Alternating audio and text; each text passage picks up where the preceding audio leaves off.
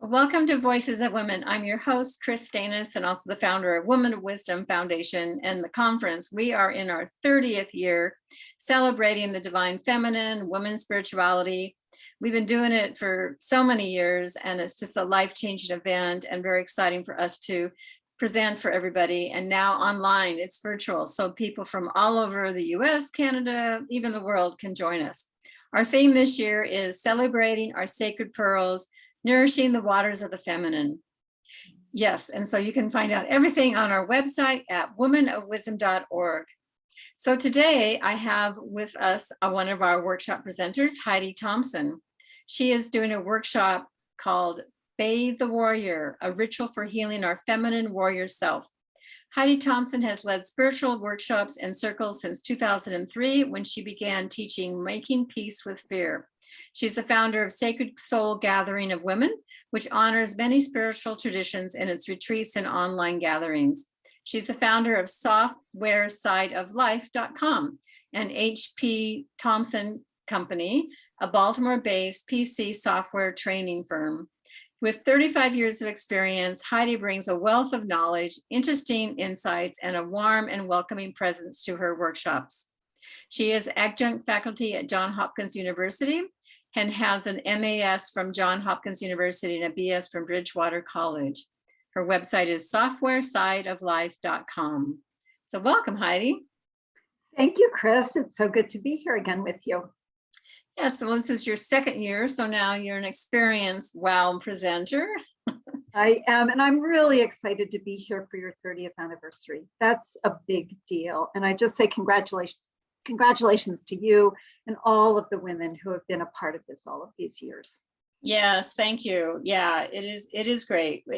We've had so many wonderful presenters, whether they are our local presenters that are fabulous leaders and workshop presenters to national authors and quite well-known women leaders in our country. And yeah, so it's been great. It's quite a legacy. So tell us about your work with Soul Gatherings for Women. So the Soul Gatherings for Women, I will tell you, since I was a child, I have longed to gather with other women and just have really deep and meaningful conversations. And I found it really hard to do. And it's a great story because I went to Seattle and I was in Seattle and I became a part of a group of women there that gathered in retreat and had these deep connections. And I returned back to the East Coast and I said, is it okay if I take what you've done here and create something similar on the East Coast? And they were like, absolutely. And that's how it came to be. And it was, I guess I founded it 4 years ago. And we did 1 year and a half of retreats. I guess it was almost 2 years of retreats. And then COVID hit. And so we have been online for 2 years. And like you, we love that we have women from literally all over the world. There's a woman that comes from Italy or London, some from Canada. And so, but to have just those deep, meaningful conversations that really connect on a soul deep level. And so much like you have been doing with your program all of these years. Yeah, that's great. Yeah, so many women all over are looking for circles, and sometimes they don't know where to find them. So I know we would used to get calls from women from little towns. There's nothing in their city. We used to be always in person. Is there something like yours in where I live? And yeah, so now it's online. We're hoping more and more people can find us because there is a need and women are calling for this. Mm-hmm. Yeah. So this year you're offering and presenting a ritual, Bathe the Warrior, a ritual for healing our feminine warrior self. So let's start off with sharing how you define a feminine warrior. I love this question.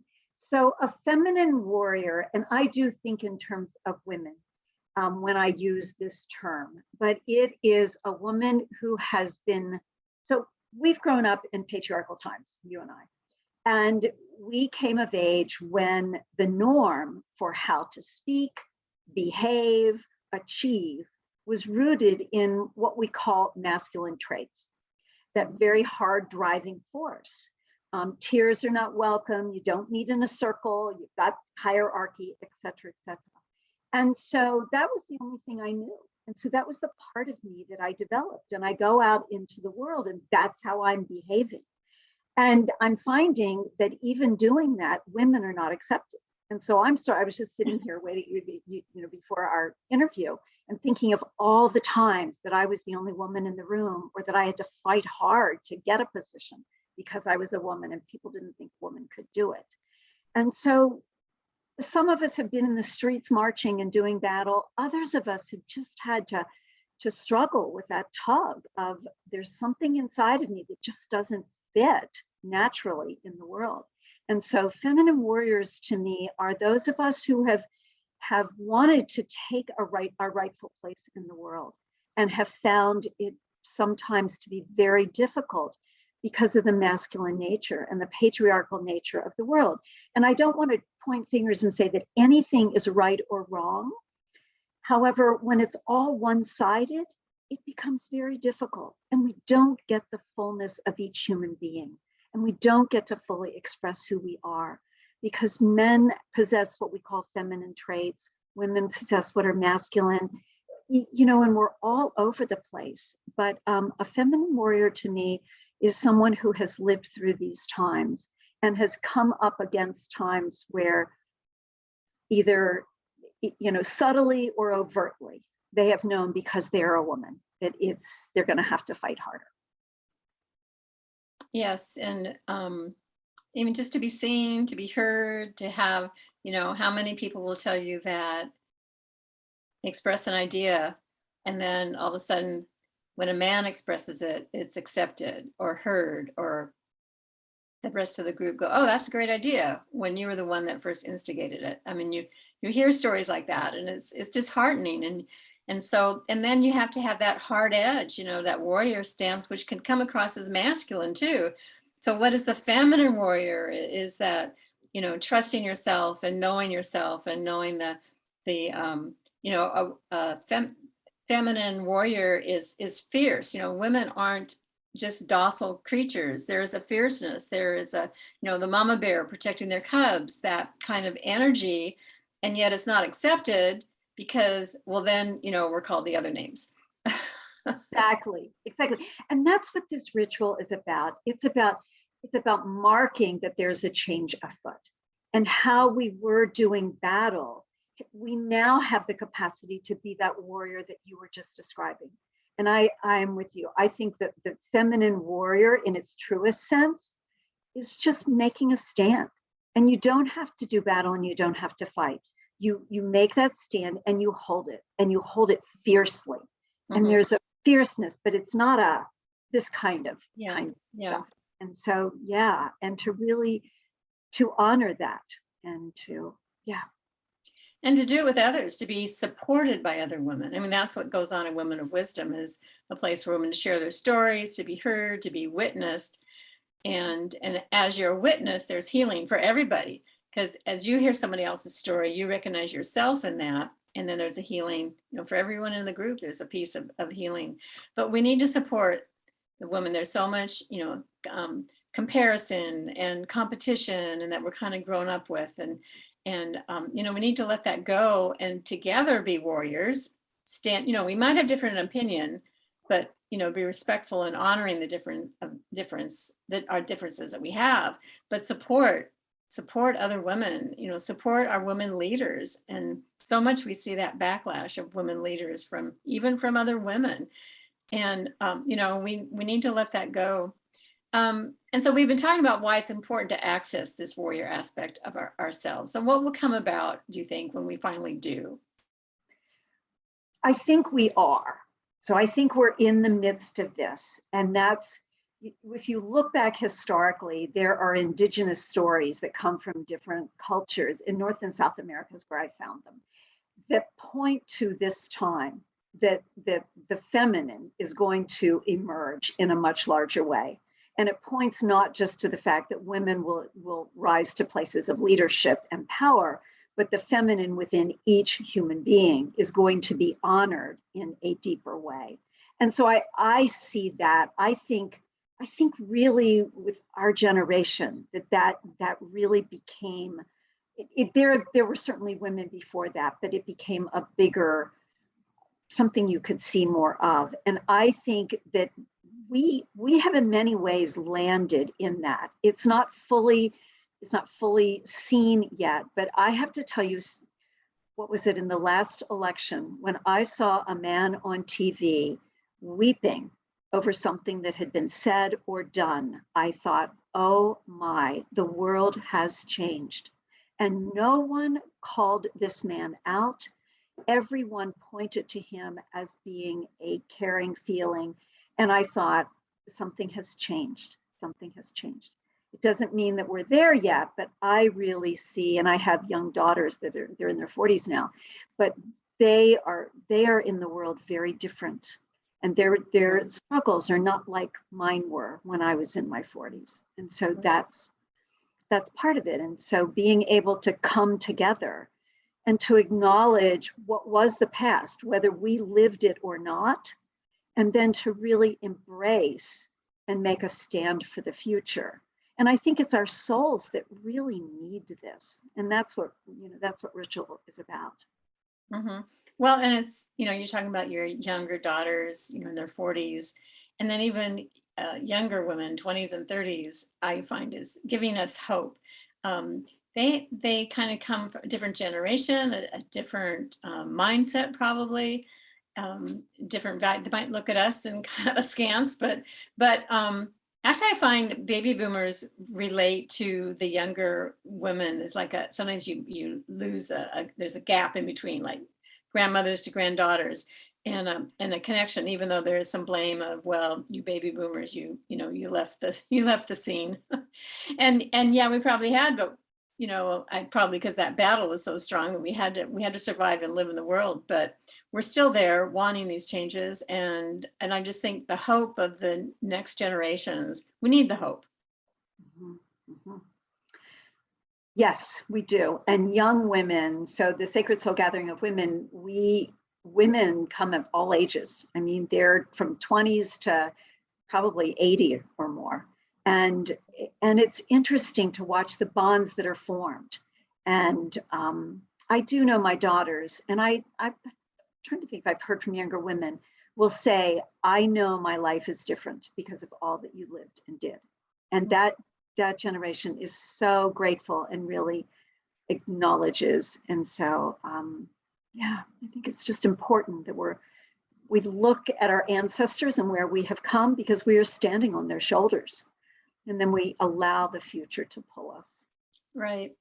Yeah, and there was elders before us that came through. It started the feminine, the books on women's spirituality that came through. And this started to come through the 70s and 80s. And when I first started Woman of Wisdom in 93, there was several bookcases in bookstores of women's spirituality.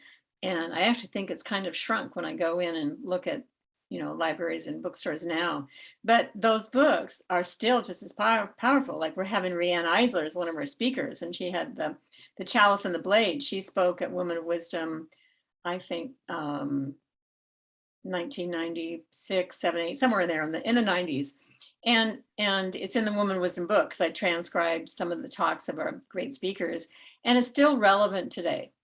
The messages that are in these books are still relevant. It's still for empowering women and women's voices and strengthening the feminine in all beings. And it's great to see it coming through in men too, and surrendering to that, because there's a lot that's difficult for them.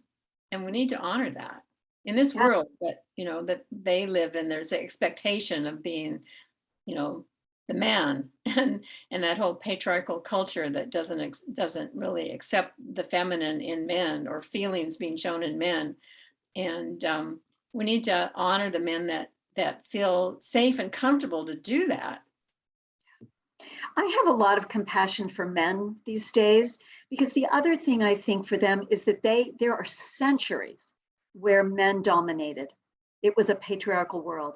And for now to be moving to more of a place of balance, they've got centuries of stuff within them that is having to shift from that position of power. And I just have a lot of compassion. And I know some men are having a harder time than others. Some men are just embracing it. It's like, phew, I can be who I am. I think of my father. I wish he had been living now. He possessed so much of the feminine that just had to get stuffed down.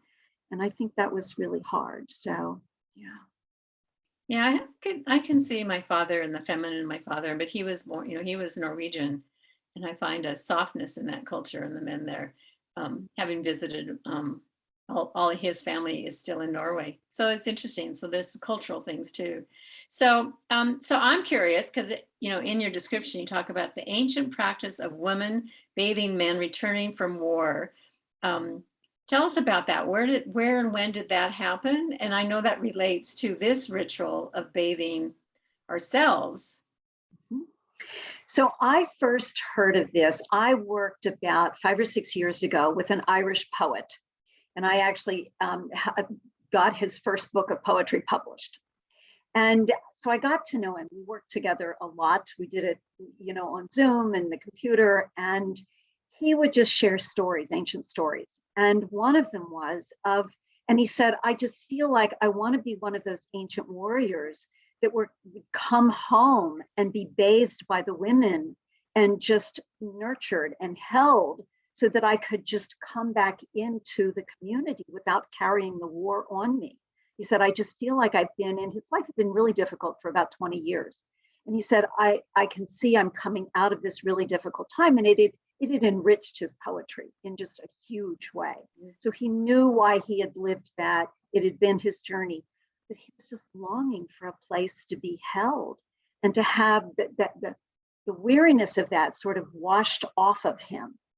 And as I sat with that, and it was at about the same time that I heard of stories of these Indigenous stories that in the beginning of the year 2000, that the feminine is to come into greater prominence.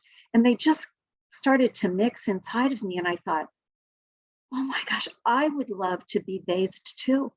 I would love to come into a space and just be able to put down all that masculine energy I've had to carry to make it in this world and to say, okay, it's a new time.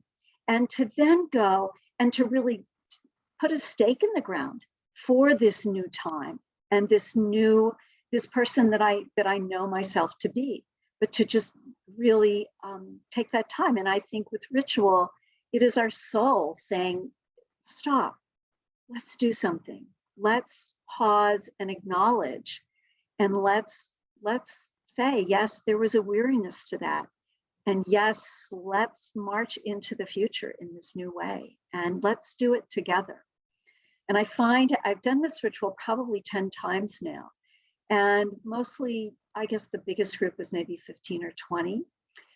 I find people individually, everybody has a slightly different experience, and they're just profound experiences.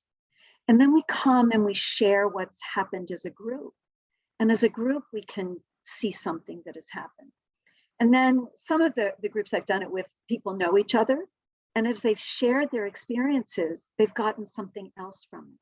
There's something about this sacred shared experience that connects us and can change us. I think we started about healing, and yeah.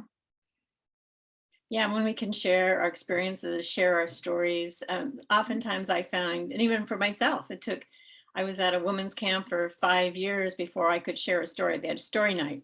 And I would just like, oh, I don't have a story. Everybody's story is so poignant. It was so moving. It was, what do I have to share? And then this voice would go like, Chris, this is a little ridiculous. You traveled around the world, you've done this. And so finally, after 5 years, I had to get my courage up and I shared my story.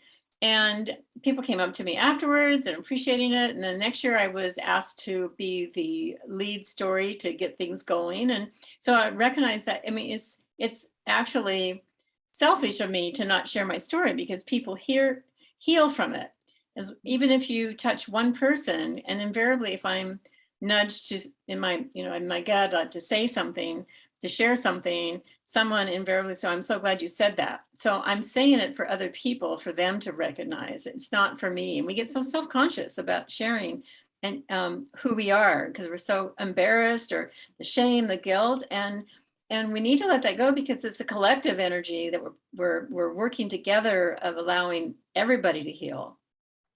Yeah. And this is part, there's time and women get to share in small groups as well as a large group and share their stories. And there's magic that happens. There's magic. It's really interesting. I've been telling people what I do and they're like, oh, I've already done that years ago. And I'm like, but did you do it in a sacred space? There is something about setting a sacred space and doing it together that really is transformative. And to say I've already done that, well, when 10, 20 years ago, you're a different person now. I mean, what is going to come up for you in going through another aspect of this? Because we're always changing, growing. We're in new stages of our life. You know, you and I are at that age where, you know, it's kind of like, well, what's the future? You know, we're not like, okay, we've done in the world what we're supposed to do, and now we just retire. No, we're not retiring. We're continuing our work. And so we still face things that we need to be washed off of ourselves. And it's a constant thing. Just to say you finish the work and you don't need to do that anymore. I see a problem there.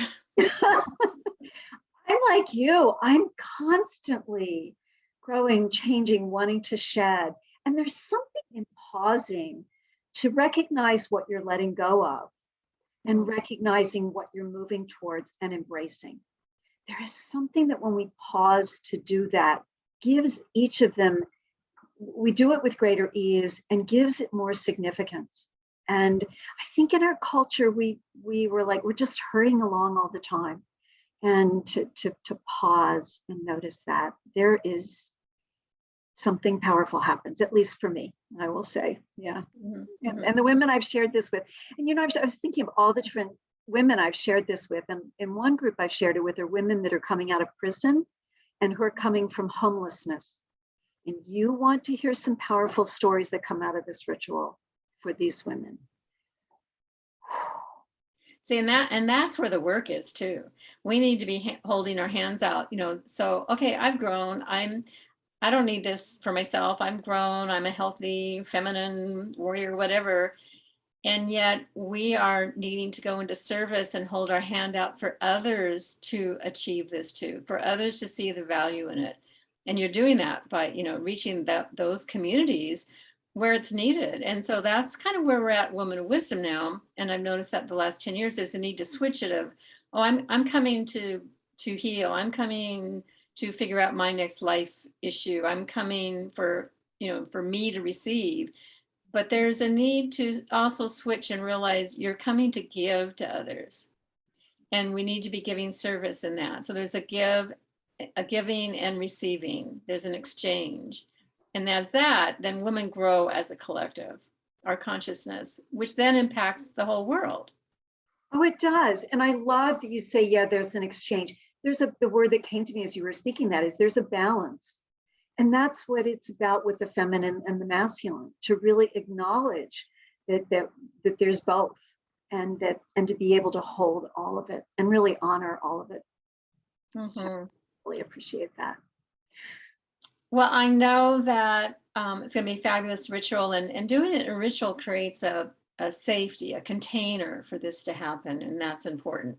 And I know you know how to do that.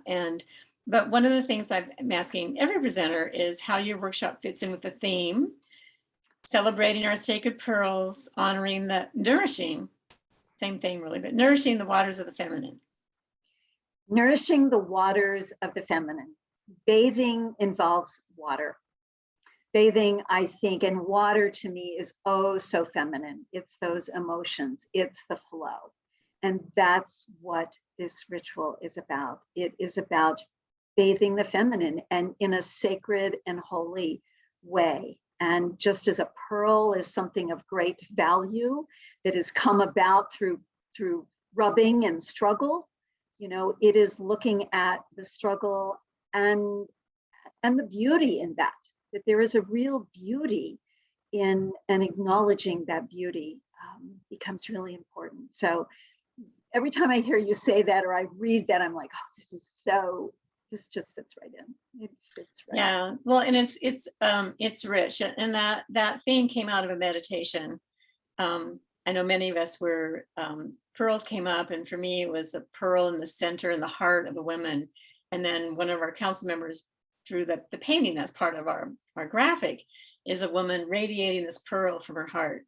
And it's just a beautiful image. And I've been wearing my pearls in most my interviews, and we're all talking about wearing pearls at the conference. And so it's, it's a real symbol, and it's something our elders did.